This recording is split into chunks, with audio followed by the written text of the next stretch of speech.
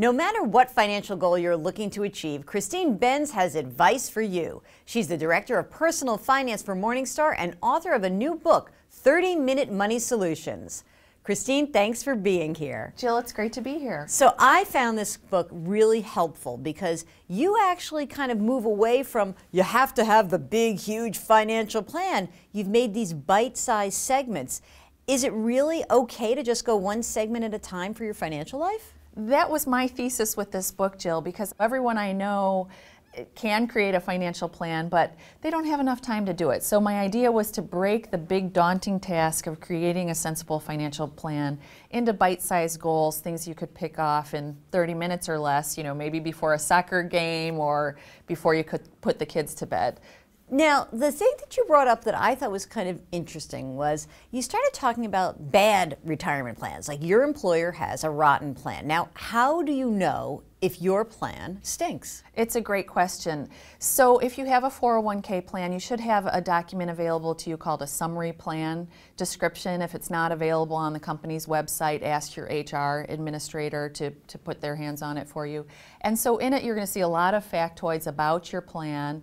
So you want to look for a few key things. First of all, are you getting matched on your contributions? So if you are, that's pretty much a great reason to start investing in that plan. But you also want to take a look at the costs associated with running your plan. So a lot of people don't know it's oftentimes not free to invest in your plan. There might be administrative expenses associated with the plan.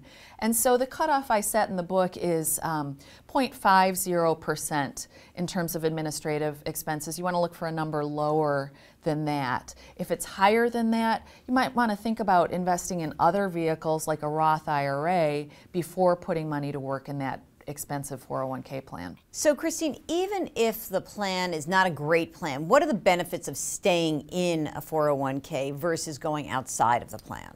Well, a couple of key benefits.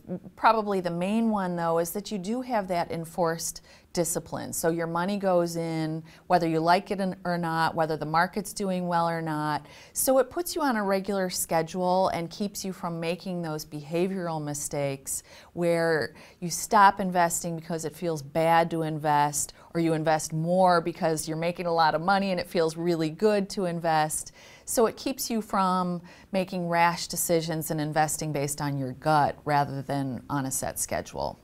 A lot of people, they'll just say, okay, I'm going to put all my money in my 401k and I'm going to use it. But you actually bring up the point that if certain parts of your plan are not good, in other words, if it's a rotten bond fund or your foreign investment isn't a really good foreign investment, you don't have to be perfectly diversified in this one account, right? Right. So people tend to want to think, well, it's my 401k, it's a lot of money, I want to have some stocks, some bonds, I want it to be a well-diversified whole. Well, no. Think of all of your retirement assets as a whole. So maybe you've got IRAs, maybe you've got 401k assets, maybe your spouse has some retirement assets. Look at the whole thing together. We have a tool on Morningstar.com. It's a free tool called Instant X-Ray. It's a good way to get a sense of what your overall holdings look like when you amalgamate them together. So if it turns out that maybe you've got good stock funds in your plan and your spouse has good bond funds in her plan, maybe you want to think about putting a lot in your stock funds, putting a lot of her account in the bond funds,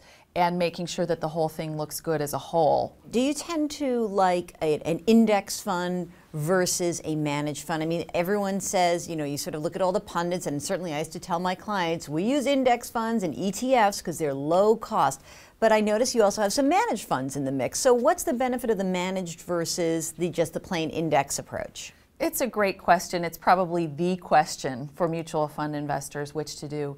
I think that if you do have an active fund with a proven manager, deep team of analysts helping, I do think you have a shot at outperforming index funds over time. But index funds are a completely decent way to go, particularly if you're looking to be hands-off and if you want to have a lot of oversight over the portfolio's stock-bond mix. Certainly by focusing on index funds that simply track a benchmark, that's a better low-maintenance way to go than messing with active funds. Christine, thank you so much for joining us, and thanks for watching.